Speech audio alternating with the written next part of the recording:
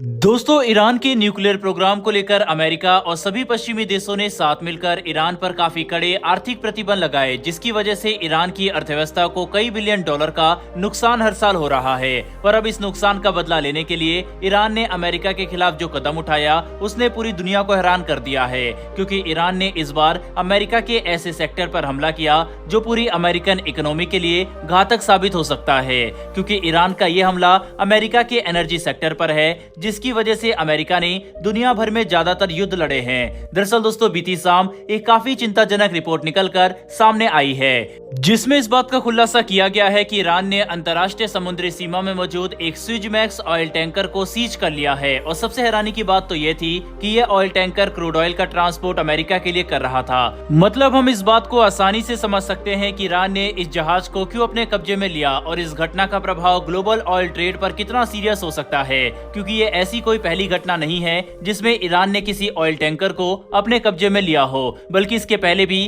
कई ऐसी घटनाएं सामने आ चुकी है। वहीं पर यहाँ जिस जहाज को कब्जे में ले लिया गया है, उसका नाम एडवांटेज स्वीट बताया जा रहा है, जो एक काफी भरकम ऑयल टैंकर है, जिसे शॉर्ट टर्म कॉन्ट्रैक्ट सर्विस के लिए अमेरिका की ऑयल कंपनी चेवरॉन ने बुक किया था, जिसे कुवैत, ओमान और स्ट्रेट ऑफ हॉर्मुज से होते हुए अमेरिका के ह्यूस्टन पहुंचना था। लेकिन ईरान की नौसेना ने इस जहाज को अंतर्राष्ट्रीय समुद्री सीमा से ही सीज कर लिया, जिसके पीछे की वजह बताते हुए ईरान ने इस बात की जानकारी दी कि असल में यह जहाज एक ईरानियन वेसल के साथ टकरा गया था, जिसके बाद ईरानियन नौसेना ने बड़ा एक्शन लेते हुए इस जहाज को अपने कब्जे में ले लिया, क्योंकि इस घटना में ईरान के कई लोग घायल और कुछ लापता भी हुए हैं। हालांकि इस पूरी घटना में सबसे चिंताजनक बात तो यह है कि जिस जहाज को ईरान ने कब्जे में ले लिया है, उसमें 24 भारतीय मूल के क्रू मेंबर मौजूद थे, जिसने भारतीय सरकार की भी चिंता बढ़ा दी है, क्योंकि अगर अमेरिका और ईरान के बीच में इस कब्जे को लेकर हालात बिगड़ते हैं तो चीजें भारत को लेकर भी परेशानी भरी बन सकती है। यही वजह है कि भारत इस पूरे इंसिडेंट पर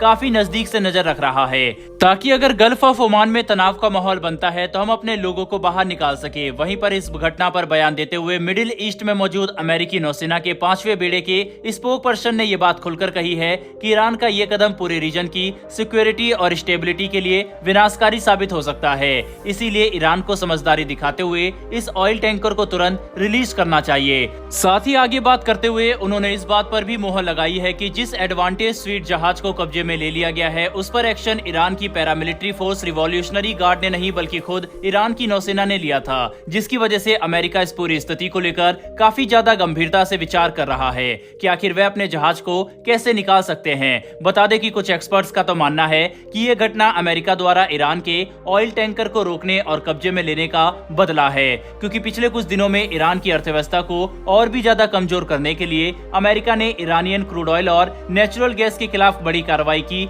जो ईरान को बिल्कुल भी पसंद नहीं आई थी। ऐसे में इस बात से इंकार नहीं किया जा सकता कि ईरान द्वारा एडवांटेज स्वीट को अपने कब्जे में लेने के बाद अमेरिका और ईरान के बीच में तनाव और भी ज्यादा बढ़ सकता है। ऊपर से क्योंकि ईरान को रूस और चीन का पूरा समर्थन हासिल है, इसीलिए ये सिचुएशन काफी ज्यादा बिगड़ सकती है। बहरहाल बढ़ते हमारी दूसरी खबर की तरफ, और ये खबर साब ग्रुप की तरफ से निकलकर सामने आ रही है, जिसके तहत भारतीय वायुसेना के 114 फाइटर विमानों के टेंडर में अपनी स्थिति को और भी ज्यादा मजबूत करने के लिए अब साब ने इस बात का ऐलान किया है कि अगर भारत ग्रिपन फाइटर विमानों को चुनता है तो हम इनके प्लेटफॉर्म में अपनी मर्जी से किसी भी तरह के हथियार को इंटीग्रेट कर पाएंगे, जो किसी भी मिलिट्री ऑपरेशन के दौरान भारत के लिए एक काफी बड़ा एडवांटेज होगा, क्योंकि आज भारत कई तरह के स्वदेशी हथियारों को विकसित कर रहा है, जिन्हें हम भविष्य में अपने लगभग सभी फाइटर विमानों में इंटीग्रेट करना चाहते हैं। लेकिन किसी भी फाइटर विमान के क्रिटिकल सॉफ्टवेयर में बदलाव करना इतना आसान नहीं होता, और अगर हम भविष्य में अपने हथियारों को इंटीग्रेट करना भी चाहे तो काफी बदलाव की जरूरत होती है, जो परेशानी हमें ग्रिपन के साथ नहीं होगी। यही वजह है कि साब अपनी फाइटर जेट की इस कैपेबिलिटी को लगातार हाईलाइट कर रही है,